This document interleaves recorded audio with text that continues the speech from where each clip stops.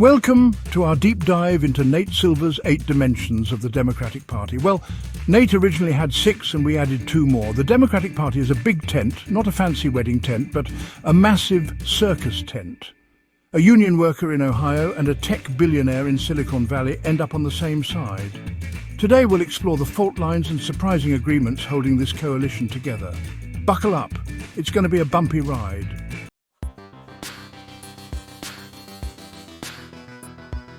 The Labour left base built this country. Factory workers, teachers, nurses, those who clock in and out, picking up extra shifts to make ends meet.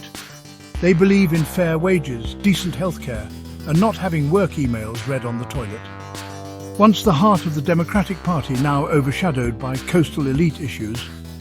Important conversations, but they don't resonate with a single mum working 2 jobs. Result, decline in support among working class voters.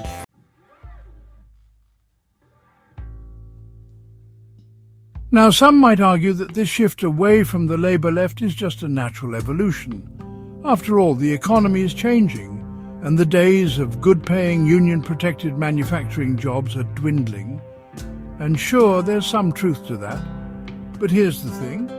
While the economy is changing, the need for economic justice isn't. People are still getting screwed over by corporations, wages are still stagnant, and healthcare costs are still higher than a giraffe's blood pressure after a trip to space.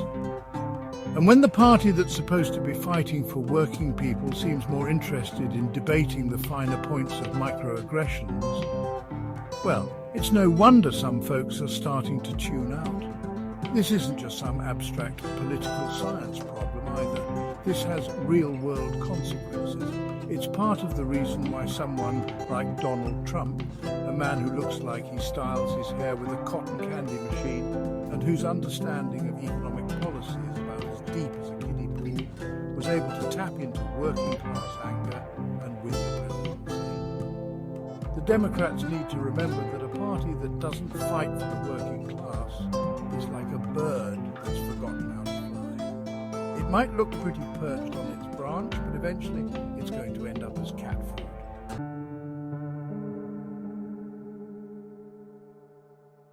Moving on, let's talk about liberals, often confused with the left. Not your aunt on Facebook, but those who believe in individual rights, free markets and reason. They get misty-eyed reading the Declaration of Independence and argue for free speech. Liberals align with the left on social issues, but diverge on government and economic regulation. They trust institutions and worry about unintended policy consequences.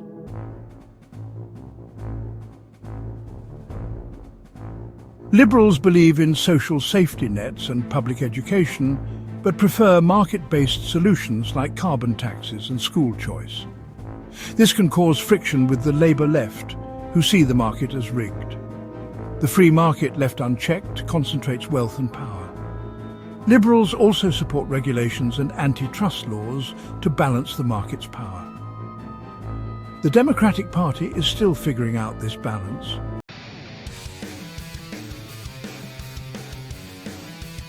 All right, let's talk about social justice leftism, or as it's more affectionately known in some circles, wokeness.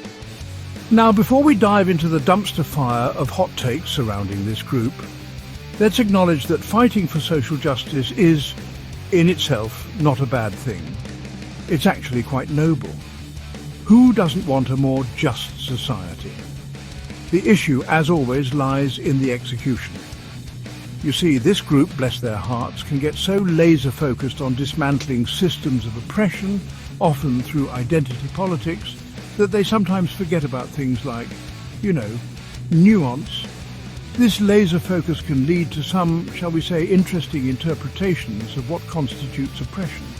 Suddenly, everything is problematic, from your grandma's potato salad recipe to the very notion of objective truth. And while their intentions might be pure, their methods, often involving public shaming and online pile-ons, can make Robespierre look like a moderate. This tendency to weaponize outrage and deploy cancellations like confetti at a gender reveal party can be a tad alienating, even for their allies. It's like trying to have a rational conversation about systemic racism while someone's screaming problematic in your ear. Not exactly conducive to productive dialogue, is it?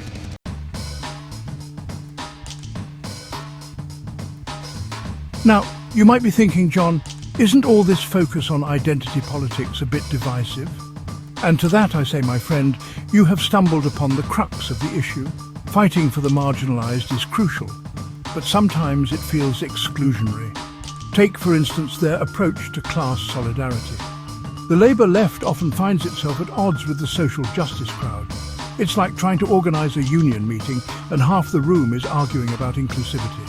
And then there's the whole free speech debate. Policing language to the point of fear is dangerous territory. It's like trying to have a nuanced discussion about gender identity. Misgendering someone, even accidentally, can get you digitally crucified. The social justice left has a point, but their methods can feel like putting out a fire with gasoline. It's messy, loud, and has the potential to burn down the house we're all trying to live in.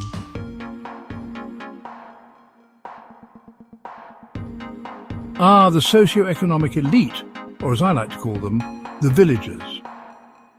This group, comprised of academics, media darlings, and people who unironically use the word problematic, occupy a unique space within the democratic ecosystem. They are, for lack of a better term, the intellectual architects of the party. Now, on paper, having a bunch of smart, well-connected people shaping your party's message sounds great. Who wouldn't want a bit of Ivy League polish on their policy proposals? The problem is that the villagers often seem to forget that not everyone has a PhD in post-colonial theory or summers in Martha's Vineyard. This disconnect between the elites and the average Joe can lead to some truly bewildering policy positions. Take, for instance, their unwavering support for free trade agreements. While globalization might sound fantastic in the hallowed halls of Harvard, it doesn't play so well in factory towns that have been hollowed out by outsourcing.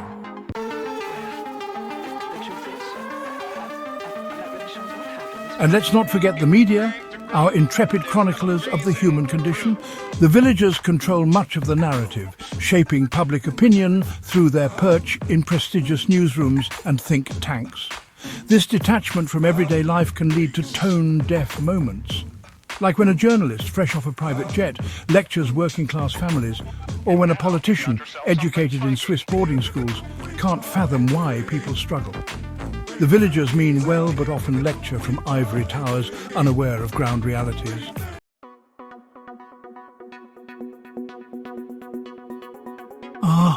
Partisanship.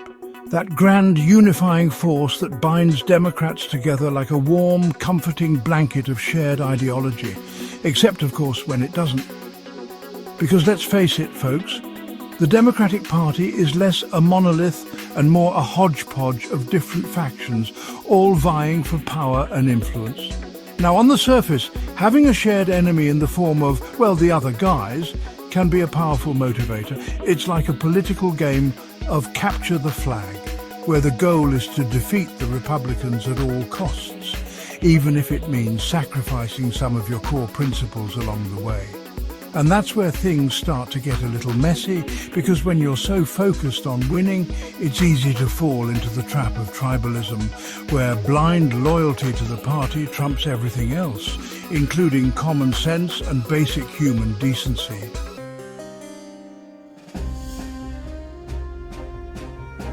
Take, for instance, the issue of third-party candidates. Now, in an ideal world, a healthy democracy would welcome a diversity of viewpoints and encourage political competition. But in the hyper-partisan world of American politics, third-party candidates are often seen as spoilers, heretics who threaten to upset the delicate balance of power. And so the Democratic establishment, in all its wisdom, has perfected the art of the smear campaign, deploying every dirty trick in the book to discredit and dismantle any potential threats to their duopoly. It's like watching a pack of hyenas take down a wounded gazelle, except instead of a gazelle, it's a political outsider with some fresh ideas. And instead of hyenas, it's, well, you get the picture. And then there's the hypocrisy. Oh, the hypocrisy. Democrats, the self-proclaimed champions of the little guy, have become masters of the double standard, bending the rules and changing their tune depending on who's in power. It's enough to make even the most cynical observer long for the days of honest political discourse. But hey, who needs principles when you've got power, right?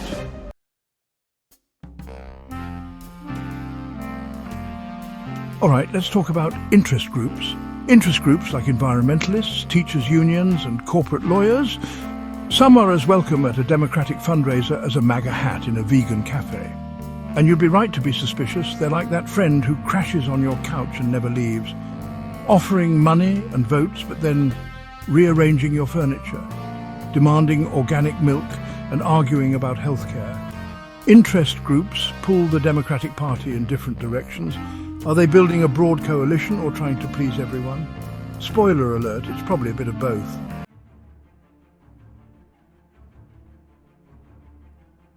Now, I'm not saying all interest groups are bad. Some, like teachers' unions, are fighting the good fight for better education and fair wages.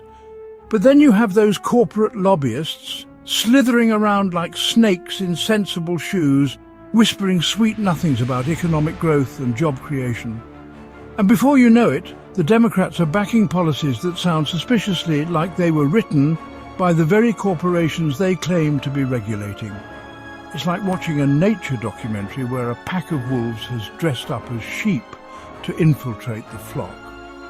Sure, they might be wearing woolly costumes and trying their best to blend in, but eventually those sharp teeth and insatiable appetites are going to give the game away. And that's the danger of interest groups, especially those with deep pockets and even deeper agendas. They can warp the party's priorities, muddle its message, and leave voters feeling like they're stuck in a political version of Whose Line Is It Anyway, where everything's made up and the points don't matter.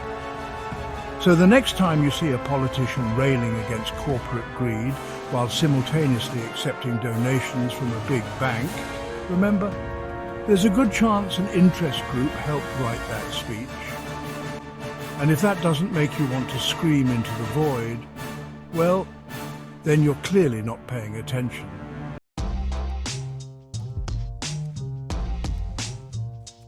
Immigrants, especially Latinos and Asians, are crucial to Democrats. The MAGA wing's harsh immigration stance has pushed these voters away. Democrats are seen as a safer harbor in this political storm. But this alliance is built more on shared fear than shared values. It's a marriage of convenience, not love.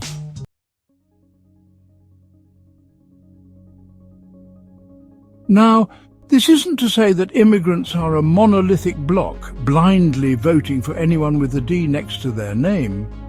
There's a diversity of opinion within these communities, just like anywhere else. But the sheer intensity of the Republican Party's anti-immigrant rhetoric has created a kind of siege mentality. It's like when your weird uncle starts ranting about lizard people at Thanksgiving and suddenly everyone else at the table seems perfectly normal by comparison. You might not agree with everything they say, but at least they're not accusing you of being a reptilian overlord. The danger for Democrats is that they become complacent, assuming this fear-driven loyalty will last forever. But relying on your opponent's awfulness is a terrible long-term strategy. It's like trying to win a cooking competition by serving a plate of unseasoned chicken next to your competitor's flaming bag of garbage. Sure, you might win that round, but you're not exactly setting yourself up for Michelin stars. The Democrats need to offer these voters a positive vision for the future, one that goes beyond simply not being the party of Trump. They need to address the real concerns of immigrant communities, economic opportunity, healthcare access, and a path to citizenship for undocumented immigrants. Otherwise, they risk alienating these crucial voters and losing their support as quickly as they gained it.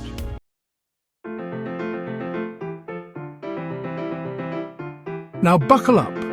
because we're about to enter a dimension of the Democratic coalition that might surprise you, the erotica-driven entertainment sector. This is about cold, hard cash and the businesses that generate it. From Hollywood studios to local shops selling risque outfits, these industries thrive on personal freedom and self-expression. They align with progressive values of inclusivity and acceptance. But let's not kid ourselves, this is still a business. So, where do the Democrats fit into all of this? They're seen as more tolerant of adult themes.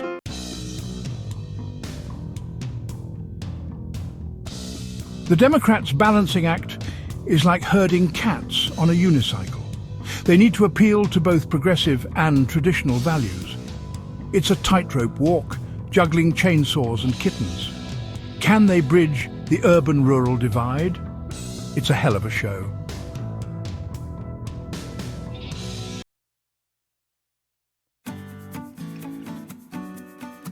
So there you have it, folks. 8 dimensions of the Democratic Party. A coalition as diverse and unwieldy as a bag of cats on a trampoline. It's a party of contradictions, of competing interests and conflicting ideologies, all trying to squeeze under the same big blue tent. Will they manage to hold it together? Can they find a way to appease the Labour left without alienating the woke progressives? Can they keep the money flowing from Hollywood while still appealing to voters who think Brokeback Mountain is a documentary? Thanks for watching. If you found this breakdown of Nate Silver's 8 dimensions of the Democratic Party insightful, don't forget to like, share and subscribe for more in-depth political analyses. And be sure to leave a comment below with your thoughts on the Democratic coalition and what you think the future holds for these diverse groups. Can they find common ground, or are they destined to be torn apart by their differences? Only time will tell. But one thing's for sure, it's going to be a wild ride.